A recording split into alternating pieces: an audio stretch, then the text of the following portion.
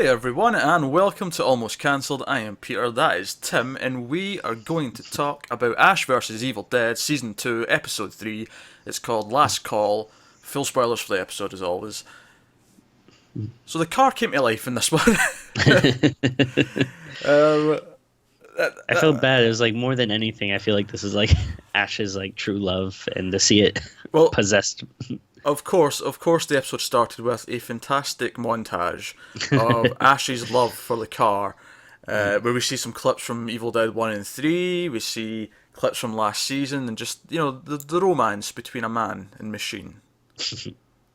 Even though it didn't even have a CD player, as Kelly does so aptly point out. But no, this episode was essentially split into two sort of main threads, as we had Ash and the team in a bar, because their plan is to lure all the kids with this drink that has ketamine in it. Yeah, So they're hoping all the underage kids will come to the bar to get this drink, so that the kids who stole the car will show up and they can get the book back. yeah. Although Ash is really caring about his car. I mean, that was very clear. That like exchange really made me laugh. When he's talking about like then we'll get my car back, and then she's like, oh, like don't you mean the book? He's like, yeah, of course, the car. Yeah, no, that was really good. And obviously, a lot of the main plot there was some character stuff for Kelly, and also obviously Ash and his dad, which we'll get to at the end, and we'll talk Yeah. about the insane ending, which made me burst out laughing. But the other thread, of course, was the kids that stole the car, and one of them is stupid enough to read from the Book of the Dead. Of course. Because you pick up a book and it's in Latin, and you think, I'm just going to try and pronounce this. Yeah, it's so weird because like it's, well, I mean, I think I actually kind of like it, that it's so like outrageous that people are always just picking up this book and reading it, because like I never do that with, like I like to read books and comic books and stuff, but I never just pick it up like when I'm at the store or at home and just like flip to a random page and start reading it. Also, maybe I'm wrong here, but it feels like they always read the same page. Yeah.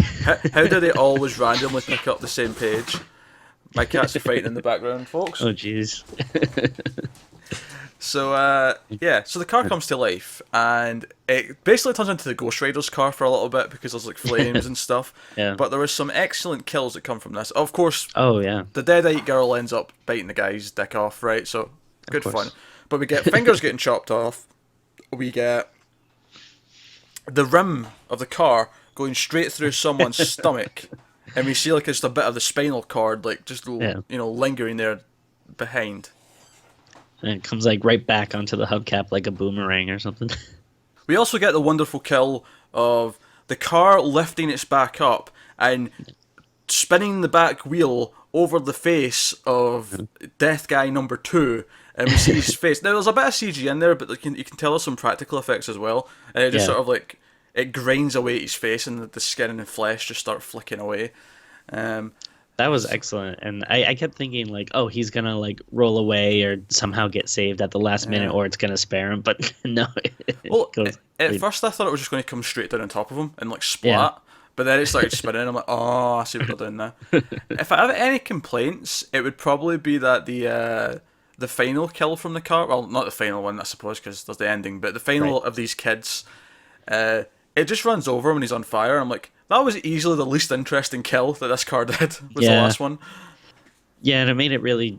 It was kind of playing it up like the car was like chasing him, almost like like a cat and mouse kind of thing. So it was really playing it up. You'd think that they had saved something big for the end, but yeah. It's a minor quip, but, Yeah. So back at the bar, we have some stuff with Kelly where she sort of doubts that she's getting anywhere in life because Pablo, the idiot, doesn't know how to talk to people. And he's like, oh, you're so impressive. You don't need, like, a steady relationship or a home or money to, be you. And Ruby convinces her to go off with her to go and deal with the her children, as it were, before they even get to the book. And I'm actually quite interested in this because I feel like this will be a sort of nice rite of passage for her, where Yeah. she'll realise that maybe she shouldn't separate from Ash, and she'll maybe also realise what she does offer and what she brings to the table, so she doesn't feel as worthless. Yeah, definitely. Like in a show that's filled with like a lot of crazy comedic gore and splatter and stuff. They're actually like putting in some interesting like character development, which I thought was cool. I It's funny because I don't think this episode had a creepy sort of scene or moment. Like we sort of skipped that and we just had lots of outrageous, over the top nonsense. Yeah. But obviously, I think the biggest thing that people, other than the car, maybe that people will talk about with this is Ash and his dad and that arc. I thought you were gonna say Ted Raimi at first. Oh yeah, we should mention Ted Raimi, of course. Ted Raimi is the bartender of this establishment that Ash knows from way back when, who makes all these drinks, and he has actually a very funny scene where he's talking about being in the army, and he's like, "Oh, you just say one of the things that you're having trouble dealing with and take a drink," and he says like, "Oh, friendly fire takes a swig. See, dealt with." Then he says something else, but the last one is like, "Oh, that little village boy." And he gets like really like serious and down. Yeah, and he has to walk away. Yeah, but it was nice to see him. Obviously, he's a staple of Evil Dead and Raimi like productions. Yeah.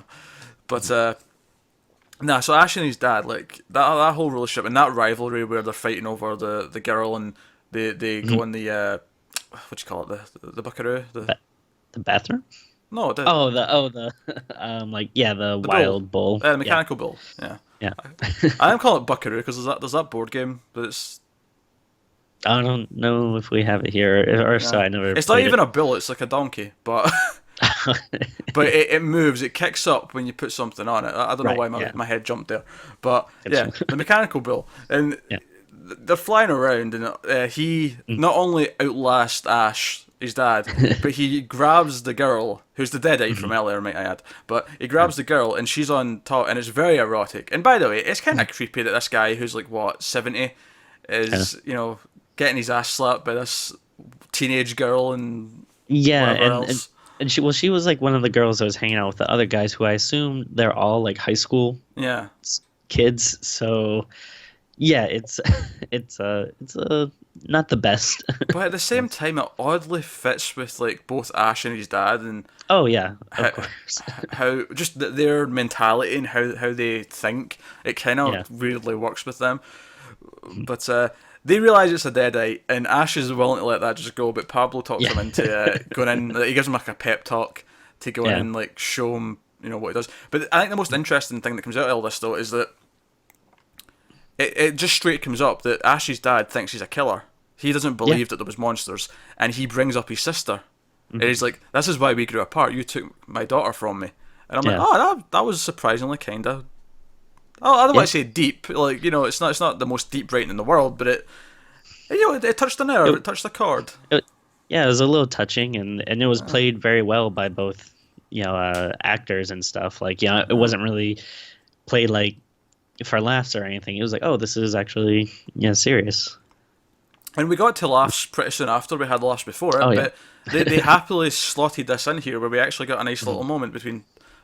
I know not a nice moment in the sense that it was positive, it was a very negative moment, but nice in that it felt genuine, and that was it's impressive. But so the deadite's about to bite off Ash's dad's dick, much like the kid from earlier, and the chainsaw comes in from behind the bathroom stall, and of course, I mean, you could almost argue it's too easy just how much his dad sees here to let him know that his son's not a killer, monsters are real, blah blah blah blah, but it worked, and the kill was fantastic as well. Ash holding her upside down in the toilet, like head in the toilet, and decapitating her and upside cutting down. her head off.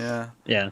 That was really cool, and it is like pretty fast and convenient. But I also think it does kind of work for like their the characters, just because like I feel like Ash is pretty quick to like believe stuff and.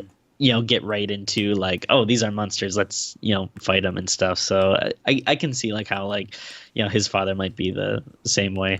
It also works kind of in retrospect because of the ending. The ending's almost funnier because of how quickly this all happened. Oh yeah. Although before we get to that, I do want to say how much I laughed when the guy comes into the bathroom and sees like Ash Oh holding yeah. holding the decapitated Deadite's head, and he's like, Yeah. "It's Ashy Slashy," and he just like puts the chainsaw behind his back. Like Yeah. it's one of those like sort of comedy slapstick moments with just him trying to hide the chainsaw, and it really cracked me up. And then he comes out of the bathroom like waving the head around, and everyone's Yeah. running screaming. Just I love I love his dad like just like yelling like, "Hey, no, my son's a hero," while he's uh like Ash is just covered in blood and holding a decapitated head. well, they're both covered in blood, which I thought was a really Yeah. interesting touch because when they go outside and Ash is like, "Wait, do you believe that, Dad?" And they have the heart to heart where he's like, "I was wrong all these years about you." And he's like, Yeah. "Say that again." Like they're having this heart to heart, which is kind of emotional and kind of touching, but they're both like drenched in blood, like in traditional Evil Dead style. It was the perfect setting for it.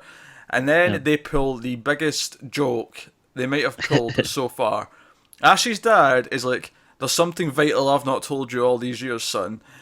He's about to say it, and then the possessed car that we've not seen in like 5 minutes comes swooping in and runs him over, and he's just a bloody stump on the road. He's Yeah. like completely dead. And then the episode cuts to credits, and that's how Yeah. it ends. I laughed so hard.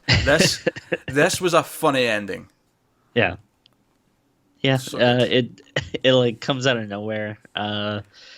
And yeah, it's just one of those things where it's like like poor Ash just cannot catch a break Well, I at think any it moment. I think it works really well because honestly, because they made like a big deal of casting him, there's like, oh, Ash's dad's going to be on this season, and they said this is who's playing him and all that, and it was in the news when they announced it.